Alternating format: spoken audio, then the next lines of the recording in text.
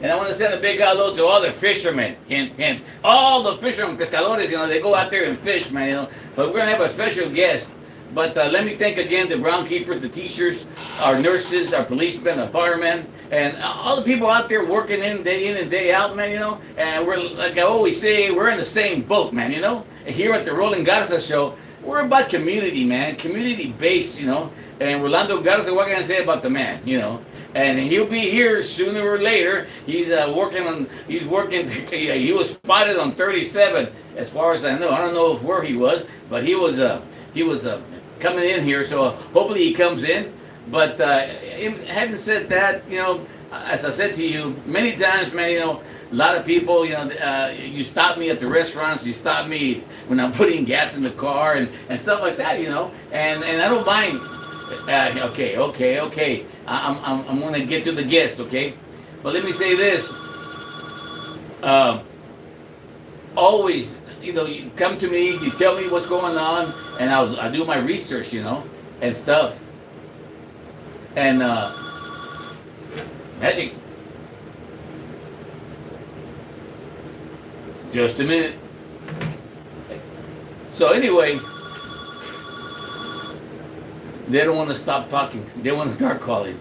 But anyway, having said that, I don't mind you guys stopping me. When I'm, even if I'm eating something, you always. It's very important to me what goes on in Corpus Christi. Whether it's something that you heard, or that you're displeased to the city council, or some board around here, and stuff like this.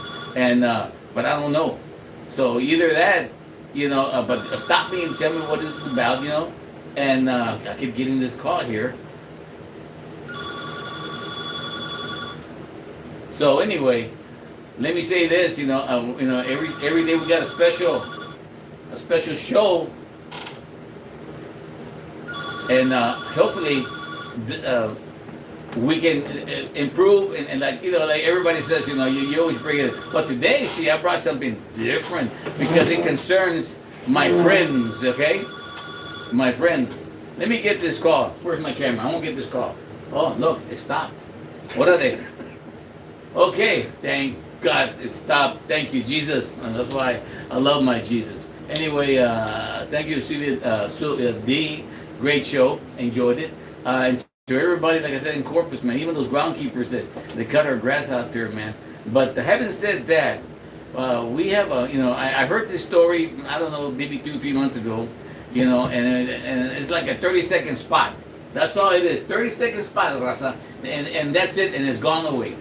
But I'm going to have my guest introduce himself. Welcome to the Rolando Garza show. How you doing, guys? Tell me, what's the... tell me your background. What do you do? And what's going on? Here, see, they're already calling you, and they know you. They recognize you. How you doing, guys? My name's Alberto Zertuche. Okay. Owner of Hard Life Bait and Tackle here in Corpus Christi, Texas. Homegrown, born and raised here in Corpus. Joined the Marine Corps for a few years. Got out honorably, came back, started a business, and now I've got a YouTube channel, Team Hard Life on YouTube as well. And it puts out the knowledge that a lot of people, they kind of hide. But for me, it's passing on the blessings that have been bestowed upon me. And again, so how long you been in your business? Yeah, name your company, your business. It's Hard Life Bait and Tackle right here on 1902 South Padre Island Drive, Suite 8, right off the freeway. And you sell fishing tackle, rods, reels, line. Anything about fishermen? Pretty much, yes. Okay. And so you've been doing this for how long? Fishing, I mean, like before you had a business and all that good stuff. I was 5 years old when I got introduced to fishing. And then what? And you when did you start going to Hall Pier? I was introduced by a good friend of mine, Bibi. Jose Trejo, Mr. Joe Gold introduced me when I was 12 years old.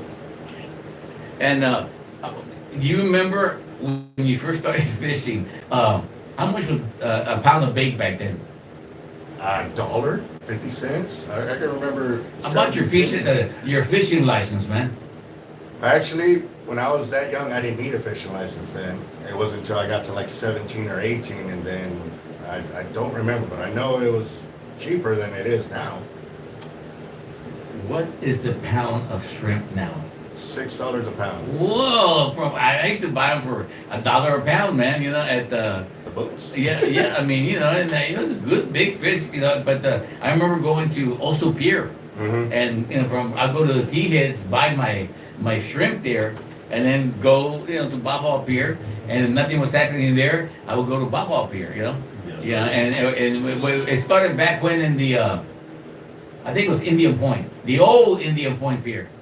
You know, and then from there, my dad was one that was taking me. Let's go here. Let's go check out this. Let's go here. You know, it was like an all-night thing for me, man. It was fun, you know. Yeah. You know, all night. And I forgot what the name of that bridge over there by Rockport, somewhere going that way. It used to be a bridge or some kind of, and now it's for fishing. Oh, you're talking about Bayside or somewhere. In that area, it used to be. I mean, I guess at one time it was Copano. Like Copano, yeah. At one time it was like cars would drive on it or something, and now it's pretty nice. And you go out there at night, there's families and you know a whole family, brothers, sisters. You know. Oh, I'm gonna break your heart. Tell me, Copano's not there no more. what happened to it? They got damaged with just the whole time and over time and started falling apart. So they actually knocked it Harvey, down. yeah. Yeah, and so anyway. I broke your heart on that one, didn't I? Oh man. What was this? I didn't hear about it. It's been a while now. It's been a couple of years. That's why it took me a second for it to register Yeah. because we fished out there for alligator gar, big black Yeah. line, shark too. And I mean, it was. I mean, I remember when my dad used to take me out there, man, and somebody. Okay, hang on.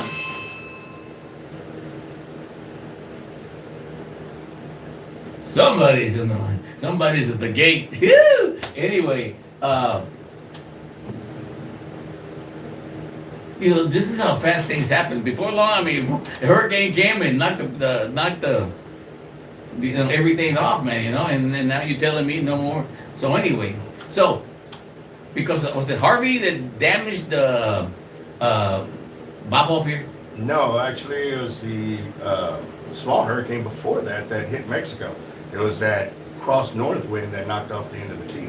Oh man! But and do you remember how long the pier, Hall Pier, been there? It was put up back in 78, 79, about the year I was born. Yeah. Wow! So it's been there a while. I don't, and I don't know what the cost was back then, but now they finished it. No, nowhere near it. They actually, there was a cease and desist order put on it because a lot of behind the scenes action was happening with that property that was donated by the family for public use only. Well, through everything that they've been doing with the upgrades, they've actually been pushing out the fishermen. And even if you look at their models of what the pier would look like once it's done, there's not a single fisherman on the pier. Like, what the hell? So what? So you basically what they want now is not a fishing pier. It's more of a tourist pier where they can go eat and you know just look around. And in my opinion, I think that the local fishermen like yourself are the ones that are bringing in the tourists. They want to see the big fish that you guys get, right? That is exactly true. I've talked to people from all over the world that come in specifically to see a big shark or big tarpon or kingfish or something being caught.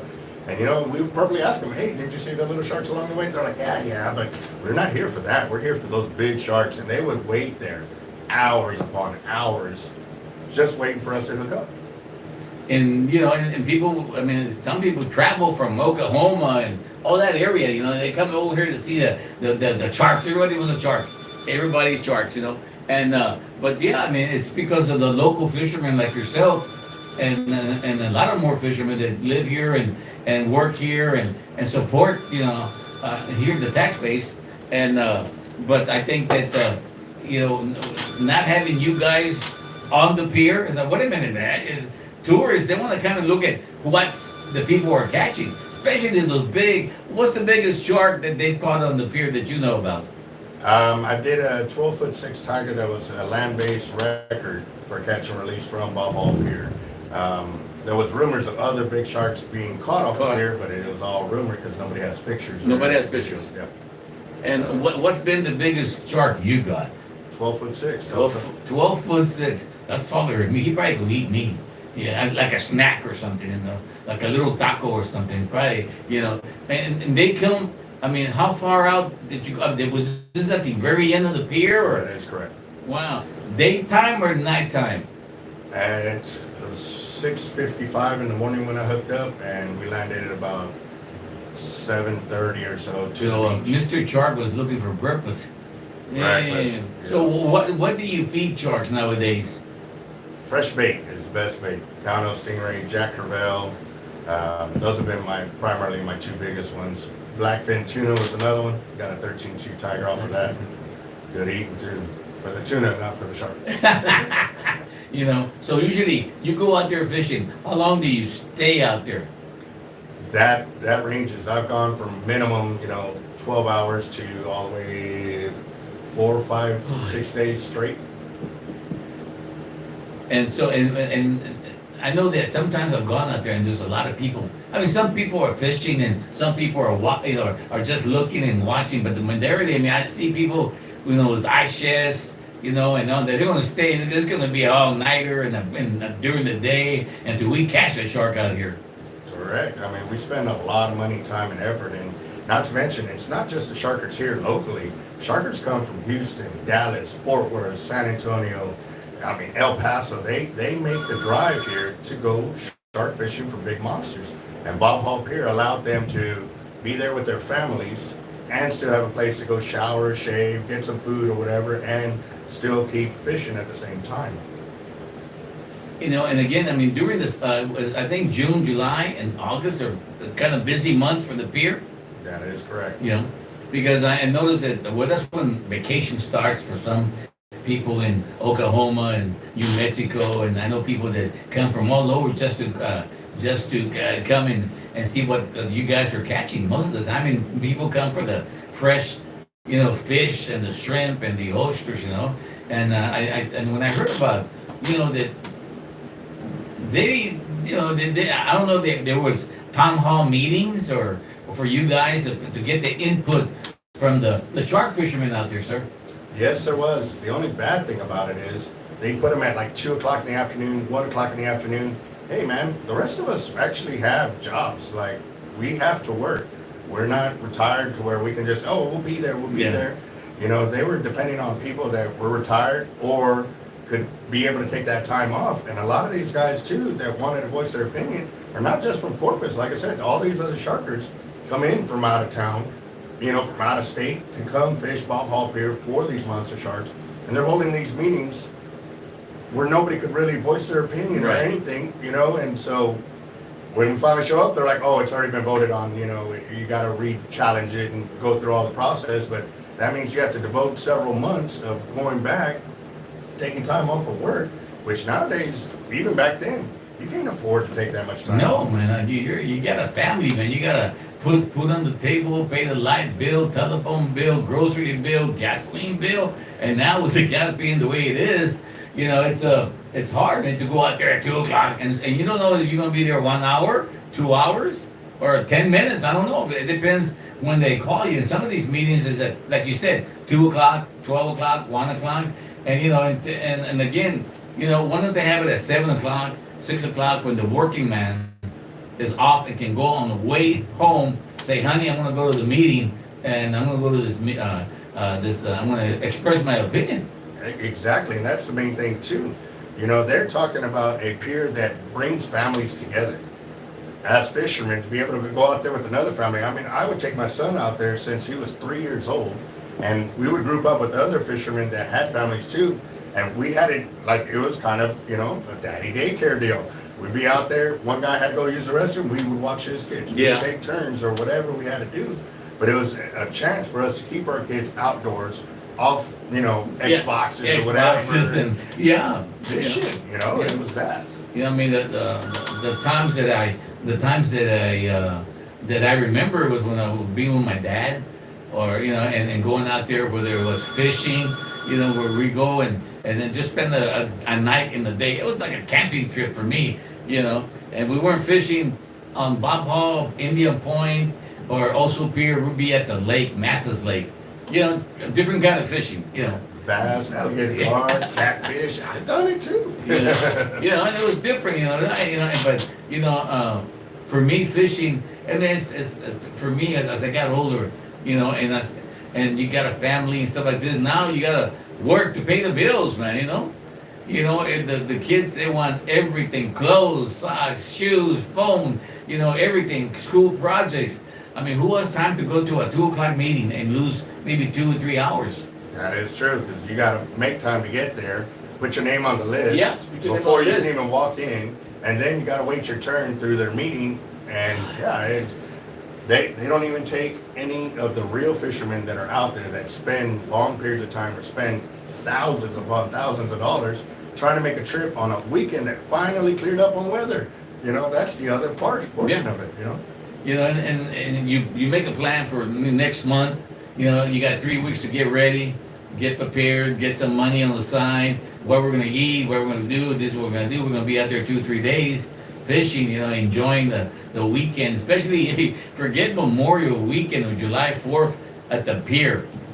Oh my God, bumper to bumper traffic going towards the pier, I think. Yes. Have you ever gone out there July 4th or Memorial? Oh, I was lucky that I live here because I know it's coming. So I'm on the road by like 7, 8 o'clock in the morning trying to get to the island. And even by then, you can see the traffic starting to back up. It ain't backed up, but it's starting there. And then that light right at the end of the bridge. Oh, yeah, man. I don't remember that. Worse. Yeah. And still now, like I've done videos on my YouTube channel coming over the bridge and just traffic backed up all the way into Flower Bluff. So it gets crazy out there. And yeah, I'm doing the same, guys, on my channel, live on my channel, and everybody's kind of commenting and showing their support because this is a huge issue. They're taking the mystique of what Hall Pier is known for. Shark fishing, big fishing, family time, it's awesome. I heard the 30-second spot that a local channel did on your story, and then I never saw it again. Yeah. And then my IT Hector, he said, hey man, this is my friend, and he told me the story, and I remember, so I went back and looked looked for it, and I saw a local channel do a 30-second spot, and I said, what do you mean, and then of course, I said, well, I got to find out who's behind it, and Hector, he said, yeah man, I know the person, man, because I think Hector fishes too or something, I don't know. That he does. Sorry, I was taking a drink. No. But yes, Hector does do a lot of fishing. And everybody, and I'm sure, and Facebook land, YouTube land, I mean, there's a lot of fishermen all over, man. They like fishing. Yeah, they do. I know a lot of my friends go fishing, take their kids out there, grandkids out there, and they go fishing, man. And they hadn't heard about, what do you mean you can't fish off the Hall Pier, man, Oh, it was that, and like a lot of them didn't even have a chance to find out, well, when's it going to open? It's been closed for too long. The complaint is it's taking too long. Yeah. But they're also trying to put all these other amenities that have no fishermen involved. It's all for the tourists, the walkers out there. And like I said again, too, their whole projection of what the pier looks like, there's not a single fisherman on the pier. Not even a kid holding a fishing rod. And to people that heard that, I tried to vision, I said, I saw I said the drawings they do, or this is how it's gonna look when the pier is is finished. And I didn't see one picture of a fisherman, fishing out there with his son or his grandson or his granddaughter or his daughter. Not one picture of a fisherman, but I saw those pretty umbrellas and I saw those, benches. I said, well, is it gonna be a fishing pier or is it gonna be a walking pier, man? All this money we spend is just to walk to the end and then come back. And then well, next thing I know is we're going to build this restaurant, first class restaurant out there. Now they got to find somebody to run the restaurant. I said, wait a minute, is it a restaurant or is it a pier? Right on. And that was the biggest thing too that I pointed out. When they asked for all these votes during their online, registration or whatever, which ideas you like, they gave you A, B, or C, chairs, the coverings, what kind of chairs. Where was D? I don't want no chairs out there. Or, if I do, like, they got to be a certain way. Or like, it was just what they were offering, and that was it. So that wasn't a proper vote right there. And then two, I found out about it with like the last hour before they cut it off, and they said they only had 1,600 people. Well, because nobody knew about it. As soon as I talked about it on my YouTube channel, we had over 4,000 people commenting, calling, trying to figure out how can they vote. And yeah, they kept it all hush-hush because it was 90% walkers that wanted it. Well, hello, they knew what, about it. None of the fishermen knew about it. So when I finally found out, it was already too late for me to pass the word. So we all got circumvented. And that one cool. And I hate to say it, but that's the way it always happens. Well, and you would think somebody on the commissioner's court will be on and say, wait a minute, this is a fishing pier. Let's reach out to the people that go out there and actually are out there every weekend or every day or every night, and they're out there fishing. They know what time, they know what kind of fish goes out there. Why don't we get their input? They're out there more than we are. I've never seen a commissioner out there fishing off the pier, and with the times that I've been there, a fisherman, the ones I know, I mean, they go out there, man, they got pride. They go out there, they got the best rods and reels, and they got 2 or 3 ice shells. They got plenty of ham and bologna and hot dog and bread, water and whatever. And we're gonna stay here until we catch that 12-foot shark. We don't gonna go there with a little, one of those J.C. Penney's fishing rods you buy for $6.95 or something. I say J.C. Penney's because back in the day, Sears and J.C. Penney's used to sell fishing equipment. That they did. But to me, the commissioners and the judge and somebody should have said, you know what, guys, before we do this, let's get the input from the fishermen to go out there. Let's put an ad and say, okay, fishermen, we're going to do this with Bob Hall Pier. What are we doing wrong? How can we improve it? So tourists will come, and there's tourists and there is room for the local fishermen. That is true. They did not involve us in one way, shape, or form, and it was pretty much a hole in the wall kind of deal. Like, okay, it was hit and miss, so you got to do it this time, and it was all during the day when we're all trying to work. And there was a lot of times I'm in business meeting. Like right now, I'm in a business meeting. Right. And for me to be able to stop this to go over there during their daytime meeting is taking away from my ability to run my business. Or for the guys at work, they have to leave that much earlier, allow for time to get back so they're not late, and or if it's during their lunchtime, still be able to grab a chance to eat, because you can even take food or drinks in there. No, you can't. And the thing is,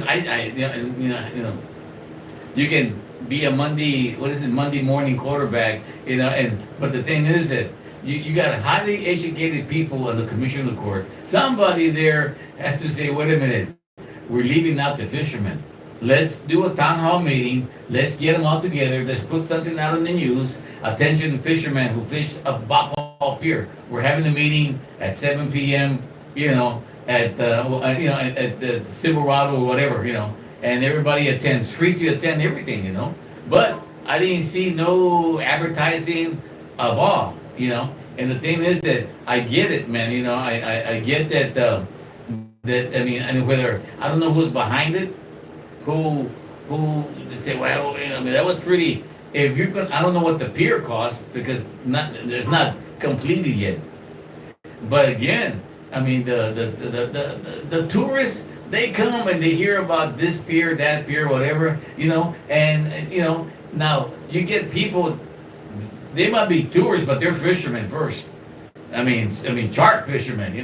They don't want they want to catch a 12-footer, man. So they can go back home and put it on YouTube and put it on Facebook with a big old, shark out there, But it's irresponsible, in my opinion, for the commissioners not to invite any kind of fisherman that goes out there. And it was simple. You go and you tell the local media, look, man, I want to invite the fishermen to one of our meetings. It involves Bob Hall Pier. Bob Hall Pier has been here a long time, and a lot of fathers and grandfathers and granddaughters have gone fishing out there, and we need to get their input for the future grandpas and granddaughters. We want to keep this up. Not only that, we can show the tourists that we got some shark fishermen out there that can deliver the everything about fishing. They can even talk to you off the pier. But whether you're in Oklahoma, New Mexico, North Dakota, South Dakota, but you hear about down here in South Texas, man. Out of Hall Pier, they catch a 12-foot shark, 12-footer, man. And I don't know how long it took, an hour, 2 hours, I don't know. An hour and 15 minutes to appear the first time. And to get that off a pier, it's like this, folks. If you never go on fishing and you're going after a shark, right? It's like a heavyweight championship fight. It's him versus me. He's gonna pull and I'm gonna pull, and we're gonna see who gets tired first. Either he's gonna eat me or I'm gonna have him for lunch. I like shark steaks, by the way. But the you don't forget the feeling of a fish when he pulls you, man. I mean, he is strong. Of course, he's in the water, but you never forget that. So imagine, your son, your daughter, or your grandson, they're looking, they're watching, and they're watching what I call a professional fisherman who goes after sharks, and they're looking, and they're taking every I don't care who you are, your grandkids, they got those phones, and every phone has a camera, man, and they're watching our fishermen who go after sharks, folks. And and they'll watch, and they're gonna go back to Oklahoma, Arkansas, wherever they're from, and show their friends. Look, I was there, man, with this man. He caught this shark. It was 12 foot long, and it had a bunch of teeth. That is how you get tourists in here, But you need the fishermen to do that, folks. Because they go out there, they know fishing. They go out there every other weekend, maybe sometimes stay out there 2-3 days, man. But it's beyond me saying, well, why didn't somebody on the commissioner court reach out to you? That is beyond me right there. Knowing that we have major fishermen, besides me, there's other big names out here in the Corpus Christi area and the surrounding areas. I mean, it was made famous, with guys coming in from San Antonio doing the same thing too. There's a lot of big names out there that have exerted a countless amount of hours of being out there. And then too, like with me and my team, people come out there with those Walmart specials or whatever it may be, and we help guide them to improve their fishing, so that way their fishing experience is improved, it's enlightened. And it's because of being able to do that, they in turn help us too, because landing these big fish is not a one-man deal, it's a team effort. And even if you look in the videos, there's so many videos of people, just innocent bystanders, hey, I want to help out, how can I help out? And they actually get involved with that. So I, for one, I want tourists to come in, because they learn, they also can take it back, and then also too, their kids will want to get involved. And yes, we're getting them out of the house, we're getting them out there enjoying Mother Nature, and it's a beautiful, beautiful thing to see it all come full circle. And I've actually been blessed enough to see it come full circle for a lot of people, teaching, helping them teach them as kids. They become young adults, and then now they're teaching their kids, and man, it's just, they don't even have to say thank you. I look back and I see it, and I just say come full circle, and that's a blessing that was paid for me. So I'm paying it forward. Everybody that I know that lives outside of Corpus Christi, Dallas, somewhere else, Alpine, Texas, Mafia, Texas, West Texas, they hear about the fishing down here in Corpus Christi. And but when I couldn't believe what I heard when I heard the 30-second news spot that one of the local stations. I said, wait a minute. To me, it seems like they don't want the fishermen out there. They want those blue umbrellas, and they want that pretty lawn chair out there, and they want you to walk and forget fishing. They want you to walk back. I said, we're spending all this money so people can walk back and forth. It's just supposed to be about fishing, man. And if you're not a fisherman, hey, I can check it out, man. I want to go see Jaws, face to face, and not on TV, and see one of the local fishermen here land that big one, and it can happen real quick. That it can. And you touch base on it about people coming out there to walk the pier. They actually created another boardwalk with Market 37. I mean, the thing is beautiful. I mean, they have spared no expense on this pier. However, now you go out there, I don't see a single fisherman out there. They have benches, they have overhangs, they have all kind of things to make your trip happy, but nobody will fish it because you can't fish it. It's nearly impossible to do it, because now you're going to be within families that are, if they were to actually go out there. I mean, that's the big thing. Like, you can go by there and you can travel every day. I'll go out to the island at least 2 or 3 times a week. You look to the right, and there's not a single person on the pier. And it's huge. It's got a lot of space. But they invested a lot of money into a boardwalk. We're not really known for boardwalks down here. That thing probably won't start making money till, I don't know, decade down the road when it's gotten really more involved. But is it ever going to go back into fishing? Probably not. It's probably going to stay just a place to go out there, walk around, and come back. I'm sorry, man. I do know if walking at work, when I get to fishing, I want to be fishing, I want to be catching, I want to enjoy myself with my kids. You know, you always hear our city fathers, our commissioners, and we want to be like San Antonio, we want to be like Austin, we want to be like, you know, Florida. And yet, you know, and when they say that, then they're against you guys, the fishermen. You know, you go to Florida, you got a lot of fishermen out there, man, and they're pro fishermen over there, man. They know how much money, you know, when somebody sees a shark, man, being pulled out of a, you know, from a pier. Hey, that stays in your mind. You say, you know what? I'm gonna go back there and see how the fishing is, and you might get involved. And you know what? I'm gonna be a shark fisherman too. Very true on that, and that came into my channel once I actually shared the full-length version, because what I also did too was when I did the interview, I had my camera rolling, so that way if it ever came around that it got spun around, because I'm sorry, I still don't trust the news. It's just me, my old age, whatever you want to call it, but I recorded the whole conversation, so that way if anything got twisted, it's, hey, this is what was actually asked. Now, once I posted that to my channel, we've got people from the East Coast, West Coast, overseas, and everything. They're all chiming in and saying how it started for them, major fishing piers. And then, oh, let's beautify it. And then it became a boardwalk, and then soon fishing was just pushed off. They're really voicing their opinion with that because they have seen it firsthand.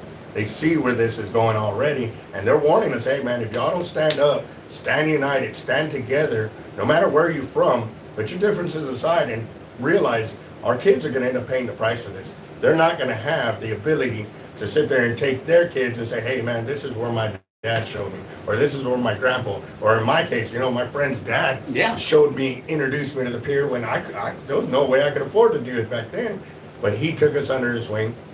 Yes, we were the master bait catchers, but we got introduced, and then we learned, and then man, I mean, it kind of ruined us, I gotta say, because I used to fish Cole Park, Oso Bay, Oso Pier, Indian Point Pier. Yeah, everybody's done that. T-heads, the L-heads, under the harbor bridge. Oh, you know. Man, off my bike. Yeah. I used to take my bike out there, and once he introduced us, then it was Ball Pier. Like, I don't want to go nowhere else but Ball Pier. But eventually you learn new places and stuff like that, which is cool. You're expanding your fishing horizon. But for me, it's that tug, you know, to be able to catch that big fish. And then once I caught that big old shark, it was the release. Yeah. Oh, finally pushing it back and let it swim off. So how many big sharks have you caught in your lifetime at Hall Pier? Over 10 foot, I got 4 of them. 4 of them. And that's, do you have years or that go by, you know, and you don't catch a big 10-footer, 12-footer shark? See, that's the thing with my shark fishing. When I got introduced to it, I didn't break 10 foot till like 8-9 years into my fishing career. Oh, I mean, like big shark fishing career. I've been shark fishing since I was 12, but I didn't really get big into it until I was 22. I didn't hit my big one until I was almost 27, 28 years old. But now, with all the change in the dynamics of fishing, now it's all catch and release, or a lot more catch and release. So we got a lot bigger sharks to enjoy, which is paying dividends now. Now, guys, I meet, introduce, teach them the knowledge of how to fish rig bait, kayak bait, and stuff like that. They're out there catching these big sharks, and then they're following along, learning how to get them in the water properly. And yes, it is a step-by-step process, and we encourage everybody to learn before you actually go and target these sharks or big fish, because bull reds, tarpon are all the same way. Right. You don't want to kill them, you want to release them, so you got to learn the proper techniques, and that stuff, that's knowledge you learn by going pre-hand and learning. As a group of, you know, fishermen who fish for sharks, how big would you say is your community of sharks? People that go out there and know you from YouTube and stuff like this, and Facebook and stuff. I mean, is there a lot of shark fishermen that you know? Because let me tell you this: there's always 2 stories to the, you know, to any story. You know, and I know I got my critics. Oh, no, you said this. Nah, because I got competition, right? Mm-hmm. And no, you said this, and it was I was there, and you said, you know, you got guys like that that something happens, and and it's their fault. Maybe they have I'll tell you, you know, like, you know, I used to go bowling. You know, bowling. We used to have a bowling league. You know, and every time we played this one team, man. I mean, they were like the biggest cheaters around. You know, oh no, man, you're a pro, you're a semi-pro, and they would bring their own little pros from out of town. I said, wait a minute, the guy's not even from here, dude. You know, I mean, I know the guy, I see him on YouTube. You know, he's a ringer. You know, but you had guys that, you know, and then it was pushing and shoving, and the next thing you know, the police is involved. But what I'm going to say is that there's always that one person out there that is either jealous of you because you're better than he is, or, you know, he wants to divide you guys and say, hey, nah, man, no, they're a bunch of drunks. All they come here, all they come to do here, they don't come to fish, they come to drink beer, and especially if you're sponsored by a company, you know. That is true. That actually happened to us quite a few years ago. It was, I even forget the time, but we were sponsored by LNF Distributing. And so on that note, we were bridging the gap between shark fishermen and beer companies because they were trying to find a safe way to do it. So with us, we were actually working hand in hand with the Hart Research Institute with Del Mar College, tagging sharks for them. We did 160 sharks in that season for the Hart Research Institute, and which equaled the amount of money that they were spending doing their own projects. And we were just our own little fishing team. However, with that being said, you know, being sponsored by them, we always had to have product with us. Yeah. I mean, whether we're drinking or not. Sponsors, you know, whatever, yeah. So one day we get out there, I'm yakking bait. Another fisherman that me and him had butted heads, you know, personal issues, had nothing to do with fishing, but he took it out there. And then when things were rolling through, and, you know, when you're kayaking bait, lines go left, lines go right. You're going to cross over, but you straighten them out as experienced fishermen. That's right. And I told him, hey, give us a second. I'll get up there. I'll get it fixed. And it, no, we don't want you on our side. Like they were trying to say the whole left side of the pier is theirs. It's theirs. Mine, yeah. Well, that didn't work out. He ended up cutting my line while I was out there in the water and nearly cutting my guy that was holding and that was actually my co-captain. And if he hadn't ducked back, he would have gotten hit in the neck. You know, it's those stories right there that ruin it for a lot of people. Yes, it only takes one, you know, just one, you know, one idiot that will do that and ruins it for not only him, but everybody else. True that, because then it got all over the news. Oh, there's shark gangs at the end of the pier and this and that. And, yeah. And so for us, knowing that there was some kind of bad vibe going on the pier, me and my team, we knew not to open anything, but we had to have the product there. So that way, when we caught our fish or whatever, we represent our sponsors and show them, you know, the product in the picture or whatever. Because, oh, man, we would get cases upon cases of beer, and we would donate it to other fishermen. Hey, you're learning this and that and that. And if they could drink responsibly and we felt confident, we would hook them up. And that's what the product was there for. But when the officers arrived and everything else, they asked us what was going on. They asked them. Now there's 12 or 14 of them, and there was only like 4 or 5 of us. So the first thing came, oh, they're drunk, they're this or that. And we're like, look, officer, we can show you, you know, everything's still in the case. The boxes were unopened, but sitting underneath the ice in a cooler, they're going to get wet. That's cardboard. It's going to open up and whatever. So when I pull it out, you know, the beer spill on the floor. And he's like, y'all haven't been drinking? We're like, no, we literally just got here.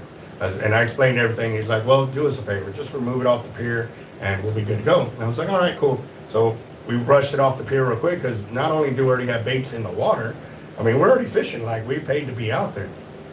I get down, one of the officers comes up, he's like, you know what, man, just to kind of squash things, maybe it might be a good thing for you to leave for the night. I'm like, why should I leave? I'm not the one causing the drama here. You know, I was willing to fix whatever issues it has because that's what fishermen do. Cross the line, you organize it, you get it fixed. You don't just sit there and cut lines just because you don't agree with the guy. So with that being said, he was like, yeah, but there's too many of them. And I was like, well, if they can't control their issues, then they shouldn't be fishing in a public pier. Either way, it rolled downhill. We got the short end of the stick because there was fewer of us, which was fine. We went down beach, tore it up, caught all kinds of sharks, had a great weekend. And then we still returned to the pier on Sunday to finish off our trip there because everybody had left. There was no more drama, and we caught again on the for the weekend. So it was all hearsay, and everybody says, oh, he got banned, oh, he got this, he got that. And no, if you weren't there, you don't know. And for us, if you're going to call all of that, well, then there'd be some kind of record, public knowledge or notes, or you can be able to pull it up. You can't find anything because it's all hearsay. And again, I always tell people there's always two stories, man. There's always two stories. And then people will add to the story. They'll edit the story, you know, and even though it's a bunch of lies, you know, but and I've some people say, I was there. No, you weren't. Mm-hmm. Where's your video? Where's your pictures, man? You know? And somebody was a second story, a second-handed down story, they heard it, they saw somebody on Facebook or YouTube saying that. But no, you know, but to me, you know, and when I heard about, you know, like fisherman gang at the end of the pier, I said, what the hell? Now we've got gangs fishing at the end of the pier, and I'm talking MA-13 or something. I was like, well, they don't use guns now. They use fishermen now. They use fish poles or something. You know, and I said, well, that's stupid. How can there be gangs at, you know, Hall Pier, you know, fishing gangs? I mean, come on now. No, but that's what I heard. Yeah, no, and to an extent, if you look at it, like I said, you know, they wanted to fish the whole left side by themselves. They didn't want to be interrupted. Okay, that's their team. We went to the right. We were out of the way, but they still found a reason to be upset.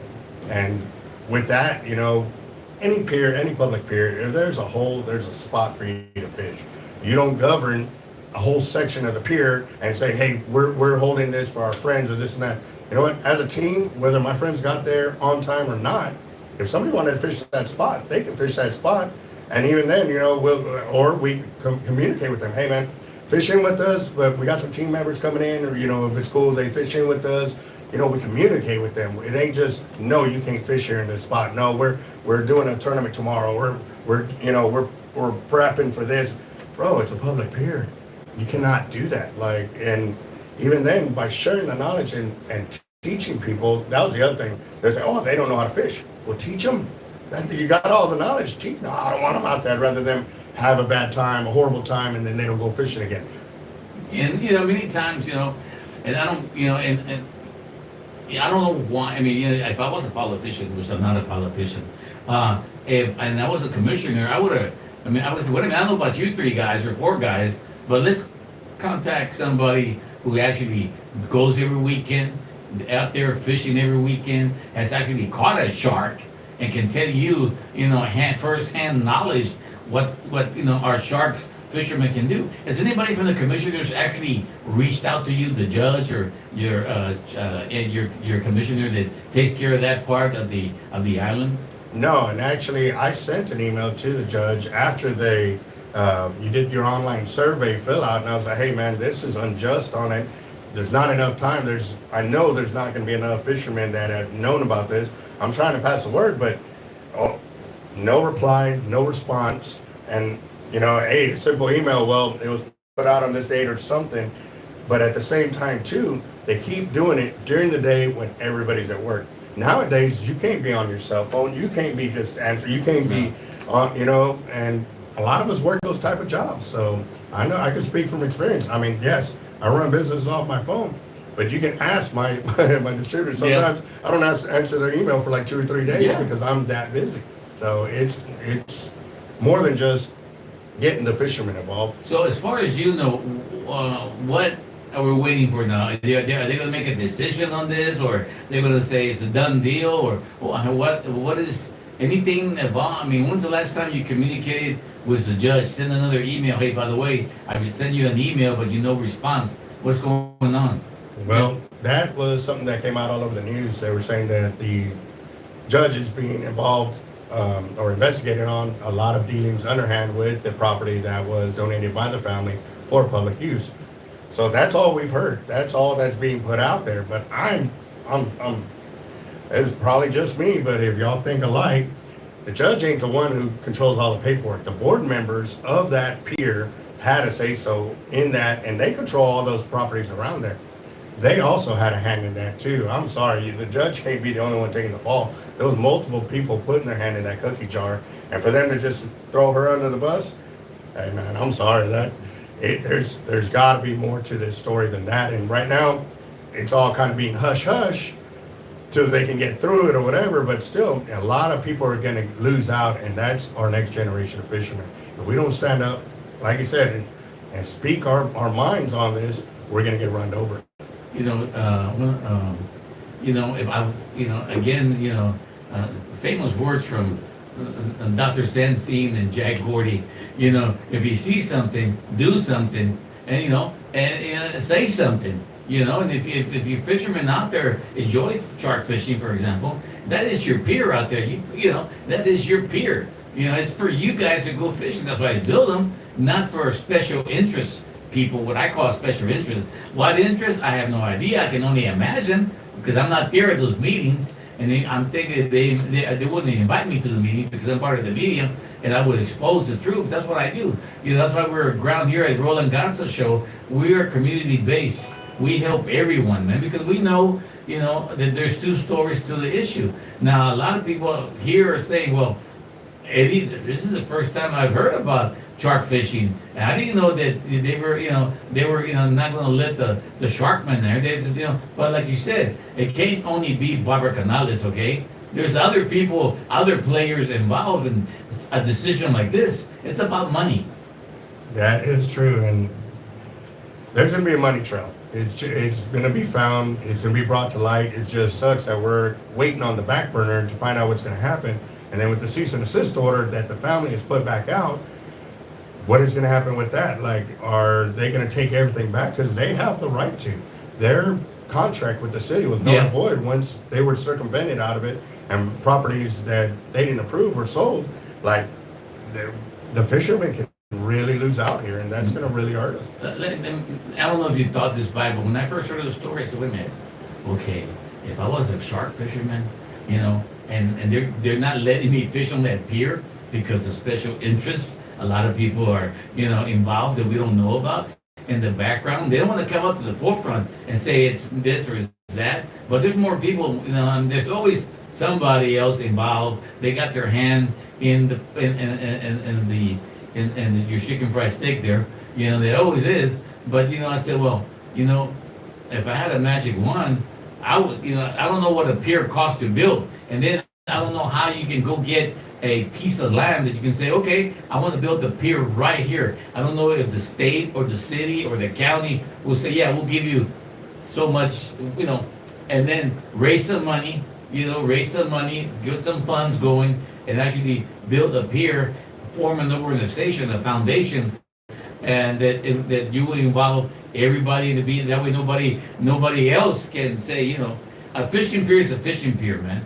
Bottom line, to me, the fun, that I enjoyed was, my mother made sandwiches, she made potato salad, we'll stop and pick up ice and big reds and all kinds of stuff. And that was fun. Whether I caught a fish or nothing, I was proud to be with my father, man. He's my dad, man. And when my dad caught a fish, hey, he caught a fish. And when we didn't catch a fish, son, was not our turn. There's other people out there. We'll come back next weekend. All right, next weekend we'll come, And it gave my mother a break from us, All right, I can kick back now. They're gone. They're gonna be gone all day Saturday, and they'll be back Sunday in the afternoon. What a treat for her, But again, I said, man, there's only so many piers. How many piers are already locally that you know of? On the beach, now it's only Caldwell Pier out of Port Aransas. Bob Hall Pier was the only pier between here and there.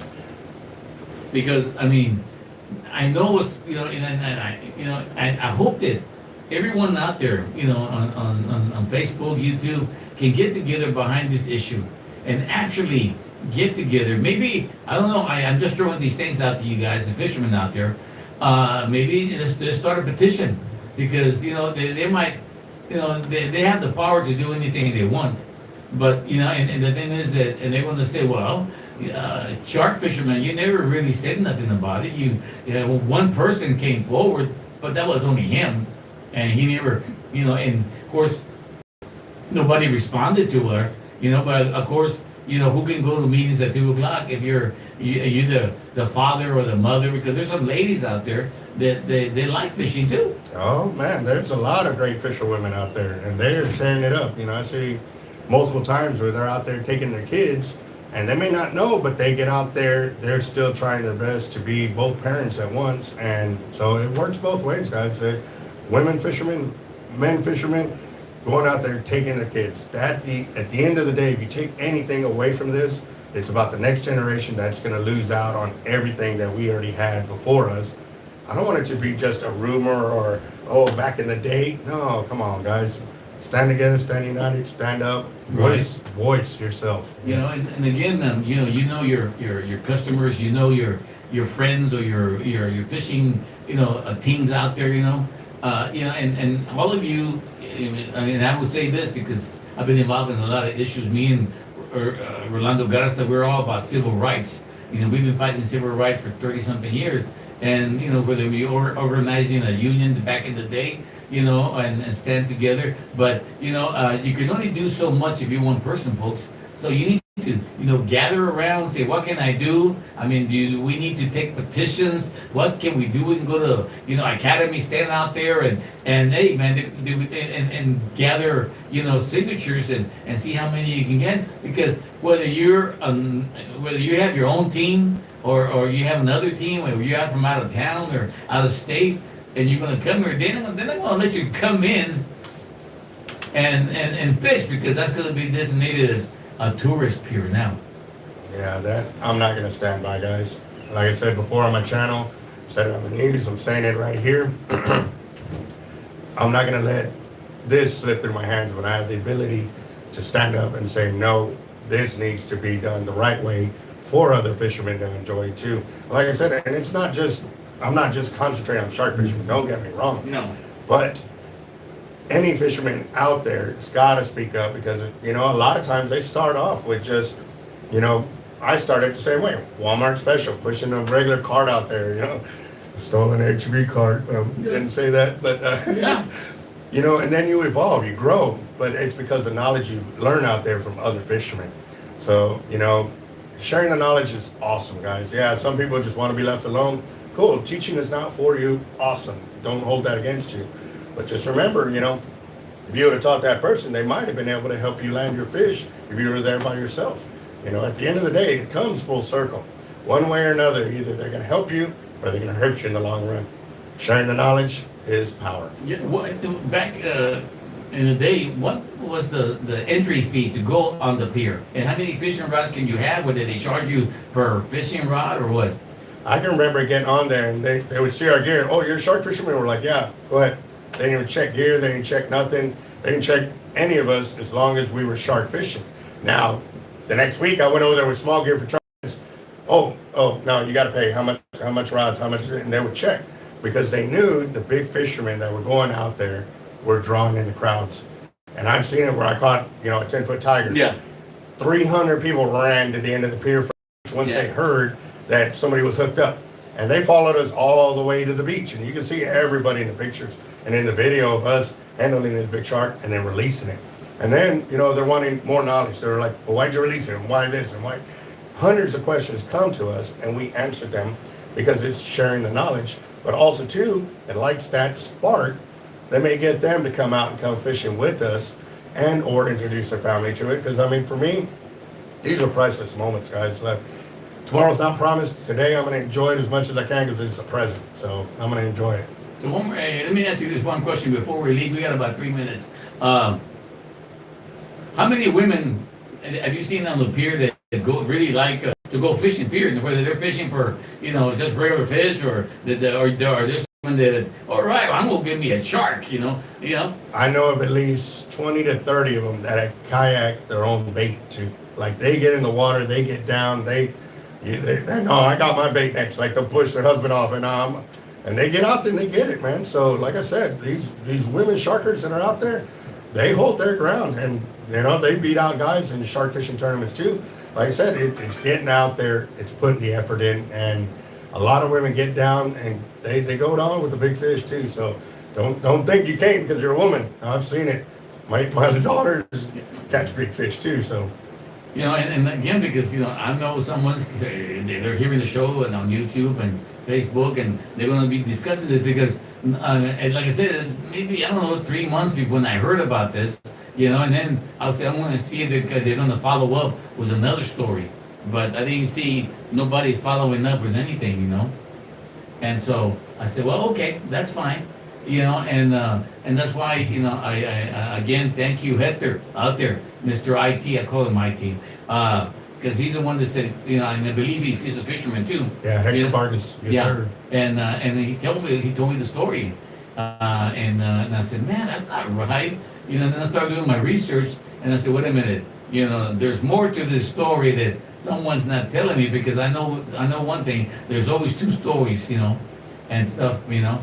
But anyway, you know, as we are leaving the show here, tell them your name. If you want to, I mean, if you want to organize all the fishermen here, where would you recommend they go and say, hey, sign a petition or something? That is actually, right now, I'm getting an influx of everybody talking about they want to sign a petition. So that's something that I've actually been working with Nick Myers at Breakaway Tackle, starting a petition and getting it worded right, so that way our voices as fishermen from all over can voice our opinion and let them know that we aren't just the third or fourth rank in their petition that they had going. There's plenty more of us, and like I said, thank you to Hector Vargas with Team Most Hated for giving the shout out and making this connection happen. For us at Team Hard Life, that's our YouTube channel name. You can check it out. We're going to be posting up as much knowledge as we can. I'll definitely keep in contact, you know, with these guys here at the Rolando Show 104.5. We're going to keep it rocking. We're going to stay united and make it grow. There you go, folks, on the Rolando Garza Show. Like I said, we're about our you know, environment, whether it's fishing, whatever it is. We're ground, you know. We like to share information out there. So if you like a fisherman, you want, you know, you do your fishing, contact, you know, get that petition signed. Having said that, don't forget to go fishing. What are they? Tomorrow, later.